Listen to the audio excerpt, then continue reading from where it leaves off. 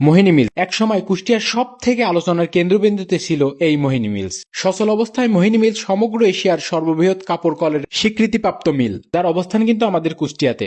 এজন্যই হয়তো কুষ্টিয়াকে ব্র্যান্ডেড শহর বলা হয়। আপনার প্রিয় শহর কুষ্টিয়ার মোহিনী মিলস নিয়ে আজকের ভিডিও। মোহিনী মিলসের জানা অজানা কিছু তথ্য আপনাদের সাথে শেয়ার করব, তাই ভিডিওটি না টেনে শেষ পর্যন্ত দেখার অনুরোধ রইল। কুষ্টিয়ার অন্যতম বিখ্যাত ব্যক্তিত্ব মোহিনী মোহন চক্রবর্তী 1908 সালে কুষ্টিয়ায় মোহিনী মিলস এবং কোম্পানি লিমিটেড নামে এই কাপড়ের মিলটি প্রতিষ্ঠা করেন। সমসাময়িক কালে অন্যান্য বস্ত্রকলের তুলনায় এই মিলসের উৎপাদন অনেক বেশি ও মানসম্মত ছিল, তাই কালক্রমে এটি দেশের অন্যতম সেরা কাপড়ের মিলে পরিণত হয়। সচল অবস্থায় মোহিনী মিলস সমগ্র এশিয়ার সর্ববৃহৎ কাপড় কলের। আপনি কি বুঝতে পারছেন, এশিয়া মহাদেশের ভিতর আমাদের কুষ্টিয়ার মোহিনী মিলস এক সময়ের সর্ববৃহৎ কাপড়ের মিলের স্বীকৃতি লাভ করে। কুষ্টিয়ার মানুষ হিসেবে আপনাদের গর্ব হওয়া উচিত। তবে এই মিলসের বর্তমান অবস্থা আপনারা ভিডিওতে দেখতে পাচ্ছেন।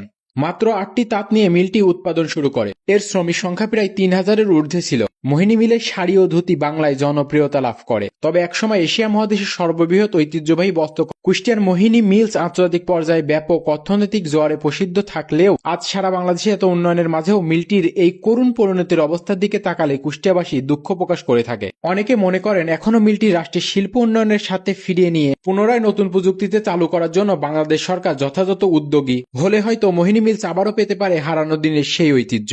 সেই সময়ের অর্থনৈতিক চালিকা শক্তি মোহিনী মিল ও এর জায়গা সম্পত্তি কালের কষাঘাতে কি হারিয়ে যাবে? এর যন্ত্রাংশ সম্পত্তি। তথাপি মিলটি রক্ষা করতে হলে এখনই সরকার ও সংশ্লিষ্ট কর্তৃপক্ষের এই বিষয়ে নতুন করে সঠিক উদ্যোগ গ্রহণ করতে হবে। যদিও লুট হয়েছে অনেক যন্ত্রপাতি, কেউ যেন এই মিল ও এর সম্পত্তি স্থানীয় অসাধু ব্যক্তিদের মাধ্যমে বিভিন্ন খাতে না নিতে পারে, সেই বিষয়ে সংশ্লিষ্ট মহল এবং সরকারের কঠোর হতে হবে। নতুবা মিলটি চিরকালের মতো ধ্বংস হলে বা তার ঐতিহ্য আধুনিক রূপে ফিরিয়ে দিতে না পারলে কুষ্টিয়াবাসীকে এই লজ্জা বহন করতে হবে আগামী প্রজন্মের কাছে। কয়েক দশক ধরে বন্ধ থাকা এই মিলটির যন্ত্রাংশ যেমন ধ্বংসপ্রায়, তেমনি জমি ও ঝুঁকিপূর্ণ ভবন পরিত্যক্ত ভগ্নস্তূপে পরিণত হয়ে হারিয়ে যেতে চলেছে। মালিকানা বা নাম পরিবর্তন হলেও মোহিনী মিল চালু হওয়ার পর থেকে কত কোটি টাকার যন্ত্রাংশ ও সম্পত্তি লুটপাট হয়েছে তা খতিয়ে দেখা উচিত। এর পাশাপাশি যেটুকু আছে তাও ধ্বংস হতে পারে বলে আশঙ্কা করেছেন স্থানীয় সচেতন মহল। সেই সময়ের ভারতের প্রখ্যাত ব্যবসায়িক মোহিনী মোহন চক্রবর্তী কুষ্টিয়ার বড় স্টেশন সংলগ্ন 1908 সালে মিলপাড়া এলাকায় 100 একর জায়গার উপর একটি সুতার মিল স্থাপন করে। পরে মোহিনী মোহন চক্রবর্তীর মৃত্যুর পর নানাবিধ স্থানীয় অসাধু ব্যক্তির অপকর্মের কারণে মিলটি প্রতি বছর বিপুল পরিমাণের লোকসান দিতে থাকে।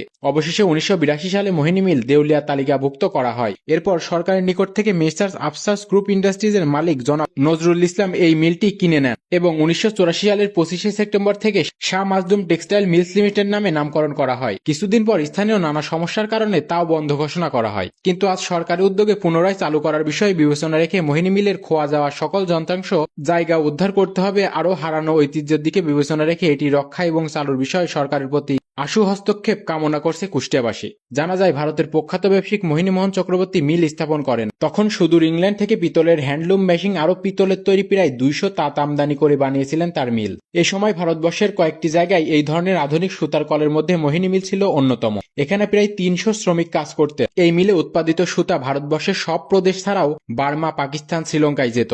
অতঃপর মাত্র 8টি তাঁত নিয়ে মিলটি উৎপাদন শুরু করে। পরবর্তীতে মোহিনী মিল ব্যাপ্তি লাভ করে। এর শ্রমিক সংখ্যা প্রায় 3000-এর উন্নীত হয়। মোহিনী মিলের শাড়ি ও ধুতি বাংলায় জনপ্রিয়তা লাভ করে। মিলটি সমগ্র এশিয়ায় সর্ববৃহৎ কাপড়ের কল নামে খ্যাত ছিল।